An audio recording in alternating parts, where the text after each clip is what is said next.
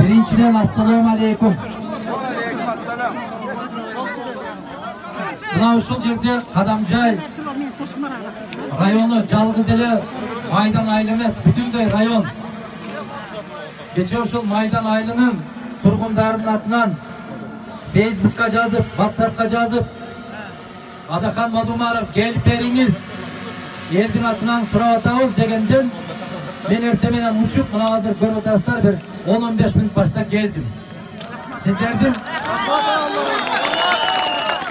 Сиздердин чакырууңуздар боюнча мына Шамбе сайдагы маселе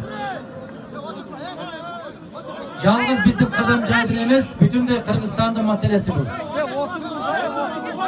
Тынчтаналы. Сиздердин чакырууңуздар Ашыралиев деген жигит чакырды мени. Ким ал Ашыралиев? Санжар Ашыралиев, Санжар.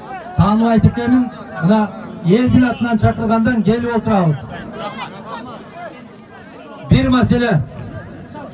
Мына ушул кенди биз иштетебизби, иштетпейбиз деген бир гана маселе. Анын ызы-чуу кылыштын кажети жок. Чыр менен эч кандай маселе чече албайбыз.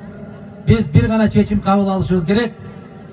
Жердин астында маңдайыбызга бүткөн, жердин үстүндө ырысыбызга бүткөн, жараткандан берген кен байлыктын тагдырын жападан жалгыз эл гана чечет, башка эч ким чече албайт. Biz 27 жылдан бери баягы асасын жоготкон сокурдай болуп, нечен жолу жоготтук биз.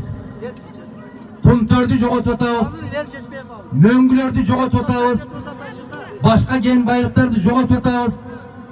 Тепсе темир үзө турган кыргыз жигиттерин, кыздарын жоготуп, чет элкеге айдап атабыз.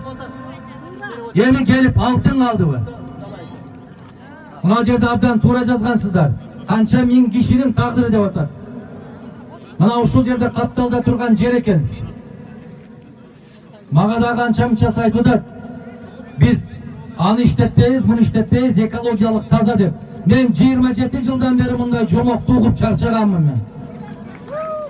Мен ишенбейм. Мен мына биздин жерди ушул мезгилге чейин алтыны жок жашап келген элибиз, мындан кийин дагы алтыны жок жашайт.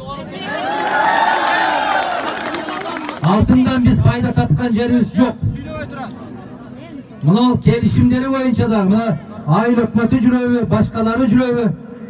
Булар тек көзүнүн кара курсагын ойлогон бир көрпенделер деп коюшту.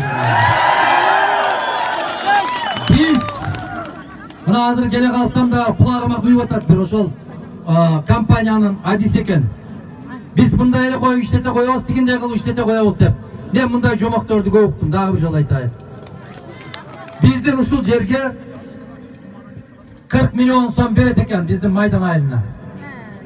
Анан 160 миллионду мамлекетке берет имиш. Ушул жерде 7 тонна алтын бар деп атат. Бирөө айтат 15 тонна алтын бар дейт. Союздун мезгилиндеги изилдөөгө гана ишенем мен, калганына ишенбейм. Советтер Союзунун мезгилиндеги изилденген биздин Кыргызстандагы кен байлыктардын баасы дагы, салмагы дагы азыркы шылуундардын көрсөткөндөрүнө караганда 2-3 эсе көп. Бизге жетишет. Мына миллиардтаган кумтөрдүн алтыны кетип, биз тескерисинче 5 миллиардка жакын карызга батып отурабыз. Мына Шамбе сайдын маселеси. Бул чоң маселе, туугандар. Биринчи кезекте айылдык кеңештин депутаттарына кайрылам мен. Мына ушул айылдын эли шайлаган сиздерди. Бардык маселе сиздерден көз каранды. Момундай болуп, кыркырга чыгып, жыйынып, топтолуп отуруштун бизге кажети жок эле. Эгерде айылдык кеңештин депутаттары чечим чыгарып, бир добуштан Bardıq uşul жердин жигиттери, кыздары болса керек. Биздин балдарыбыздын келечеги ушул жерде. Биздин неберелер ушул жерде. Биздин ата-бабаларыбыздын сөйөктөрү ушул жерде. Biz bötön жерге gelip bu жерди тебелетпейбиz деген чечим чыгарсаңар, эч ким эч нерсе кыла албайт эле. Бүгүн жанакы жандал баштап аткан кээ бир азаматтарды көрүп атам мен. Кыргыздар, эми токтотолу биз. Биз токтотолу. Эмне токтотолу? Мына ошол кайдан келген болсо, жеке бир 4-5 кишинин кызыкчылыгын чечип койсо, ошолордун алдына түшүп алып, алардын кызыкчылыгын коргоп, өз элиңдин башына айлантканды токтотушубуз керекпиз. Биз ушундай чечим кабыл алышыбыз керек. Мына жерден керекпи? Канча киши отурат ушул Майдан айылынын тургундарынан? Сиздер легитимдүүсүздөр, мондай жыйналгандан кийин. Муну каалайсыздарбы? Элдик жыйын деп атап коюңуздар. Майдан айылдык дейсиздерби?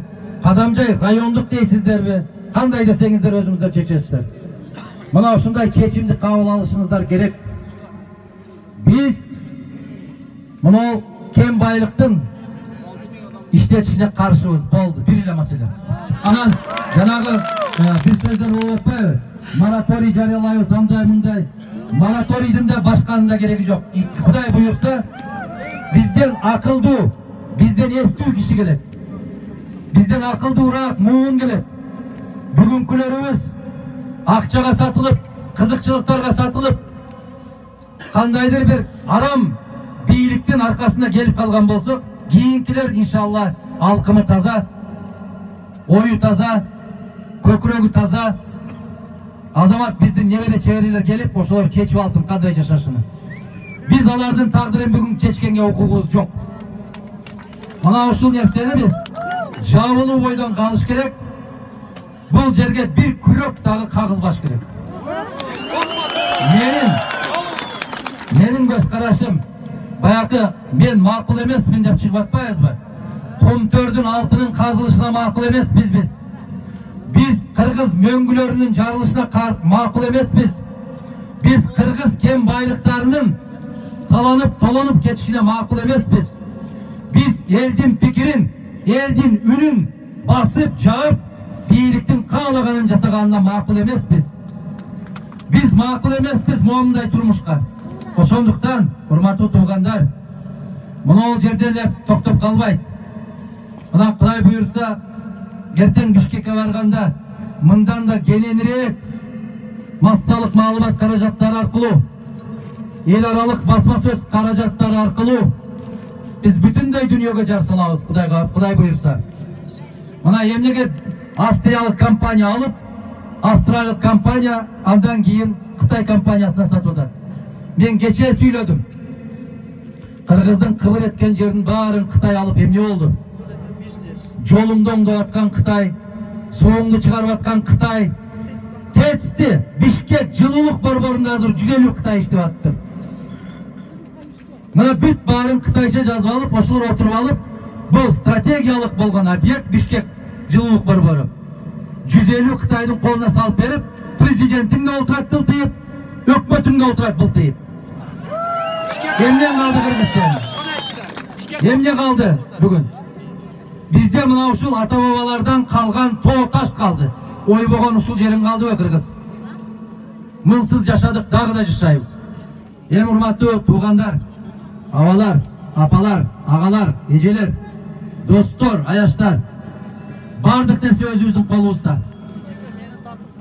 Качан өзүбүздүн колубузда болот? Качан биз бир тилек, бир билек болгонубузда. Анан ар бир айылдан, ар бир көчөдөн 2-ден 3-төн аксакалды алып барып, бир нерсени соя коюп, батаңыздар дибериңиздер, элге туура түшүндүңүздөр, элдин арасында сиздер көндүрүп бериңиздер десе, аксакалдар бир кесе ичип алган шорпонун аркасынан элдин кызыкчылыгын сатпайлы туугандар. Аны токтотолу.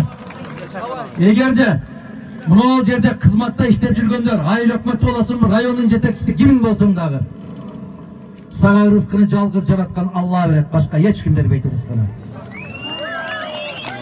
Бирок Mına uşul elдің rızkıсын saqtap kalgan bolsоң, бұл dünyаңыздағы inşallah ahiretіңіздегі абат боларынан hiç kaçan şanamasınız gerek. Biz qançалық қиыншылық тартсақ дағы, qançалық қорқыту үркітулер болса дағы bir жол айтамыз. Candı жалғыз жаратқан берет, candı жалғыз жаратқан алат. Пендесі ала албайды. Мына ол біздің ислам madaniyatında, İslam dünyasında, İslam şariatında eli jerin çegaraсын korkuğun köz tozok otuna haram деп айтылады. Мына ол дағы біздің жеріміз.